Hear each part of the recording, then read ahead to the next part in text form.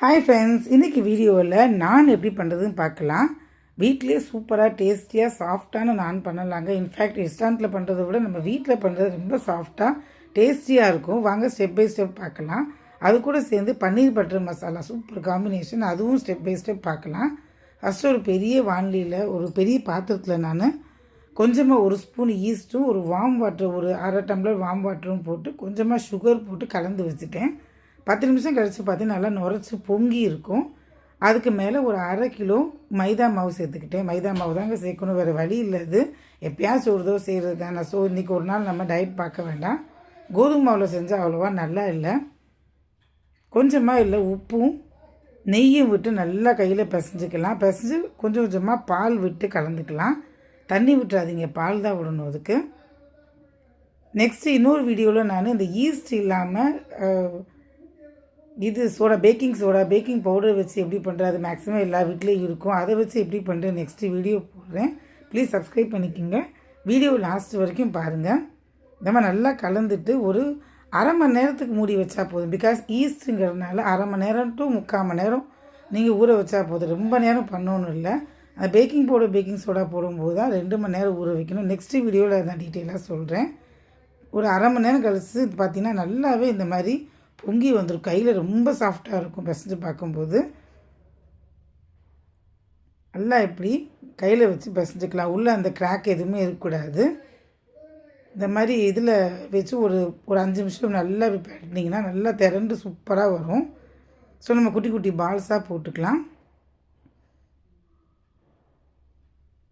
ரொம்ப ஈஸியாக பண்ணிடலாம். வெளியில் வாங்குறது ரொம்ப எக்ஸ்பென்சிவாக இருக்கும். அதுக்கு சைடிஸ் அதுன்னு சொல்லிட்டு ரொம்ப இதாக இருக்கும். ஒரு 10 நிமிஷத்தில் பார்த்தீங்கன்னா அந்த நான் எப்படி பட்டர் நான் வாங்கினாலுமே வாயில் பிடிச்சி கடிச்சு இழுக்கிற மாதிரி தான் வரும். பட் இது பார்த்திங்கன்னா எவ்வளோ நேரம் ஆனாலுமே ரொம்ப சாஃப்டாக நல்லாவே இருக்கும். என் பசங்களுக்கு ரெஸ்டாரண்ட்டில் வாங்குறத விட நான் பண்ணாலும் ரொம்ப பிடிக்கும். இந்த மாதிரி எடுத்து ஓவல் ஷேப்பில் அந்த நான் மாதிரியே பண்ணிக்கலாம். பண்ணிட்டு அதுக்கு மேலே கருப்பு உளுந்தும் குட்டி குட்டியாக சாப் பண்ண இது கொத்தமல்லியும் போட்டுக்கலாம். இது சில பேர் அந்த மாவோடே சேர்த்து பிசைவாங்க, அது அவ்வளோவா நல்லா இருக்காது. இப்படி மேலே போட்டிங்கன்னா டாப்பிங் சூப்பராக இருக்கும். அது பார்க்குறதுக்கும் நல்லாயிருக்கும், வாயில் கடி போடும்போதும் நல்லாயிருக்கும். இப்போ நம்ம வாண்டியில் கொஞ்சமாக பட்டர் அப்ளை பண்ணிவிட்டு இதை போட்டு நல்லா ஒரு 2 நிமிஷம் வச்சிங்கனாலே நல்லா ஃபுல் சிம்மில் வைக்கக்கூடாது, ஃபுல் ஃப்ளேம் வைக்கணும். அப்போ தான் அந்த பபுள்ஸ் நல்லா வரும். நான் நிறைய பேர் அந்த இதை இப்போ திருப்பி போட்டு சுடுவாங்க. நான் இப்படி தான் பண்ணுவேன். நல்லா தான் இருக்கும், சூப்பராக இருக்கும். அது இப்படியே ட்ரை பண்ணுங்கள். நல்லா பாருங்கள், புஷ்ஷுன்னு உப்பி வந்திருக்கு பாருங்கள். சாஃப்டாக ரொம்பவே நல்லாயிருக்கும். ஒரு 2-3 ஹவர்ஸ் ஆனால் கூட சாஃப்ட்னஸ் போகாது. சப்பாத்தி இந்த மாதிரி பண்ணுற மாதிரி நான் பரட்டி போட்டே பண்ணிடுவேன். நல்லாவே இருக்கும். ஸோ சூப்பரான நான் ரெஸ்டாரண்ட் ஸ்டைலில் ரெடி ஆயிடுச்சு. நெக்ஸ்ட்டு நம்ம இதை வச்சு பன்னீர் பட்டர் மசாலா, அதுக்கு சூப்பர் காம்பினேஷன் பார்க்கலாம். அதுலேயும் பார்த்திங்கன்னா ரொம்ப க்ரீம், அப்புறம் முந்திரி பருப்பு அரைச்சி பண்ணுறது அந்த மாதிரிலாம் இல்லாமல் ரொம்பவே சிம்பிளாக நம்ம வீட்டில் இருக்கிற இதை வச்சு தான் நான் பண்ணியிருக்கேன். எப்படி பண்ணுறதுன்னு பார்க்கலாம். ஃபஸ்ட்டு பன்னீரை க்யூப்ஸாக கட் பண்ணிக்கலாம். ஒரு வானிலையில் எண்ணெய் விட்டு காஷ்மீரி சில்லி போட்டுக்கலாம். பன்னீர் பட்டர் மசாலாவுக்கு நிறைய காரம் மசாலா எதுவுமே போடக்கூடாது. லைட்டாக ஒரு ஸ்வீட்னஸ் இருக்கணும். அதனால் நான் சில்லி பவுடர் யூஸ் பண்ணாமல் நான் இது தான் பண்ணியிருக்கேன், காஷ்மீரி சில்லி தான் பண்ணியிருக்கேன்.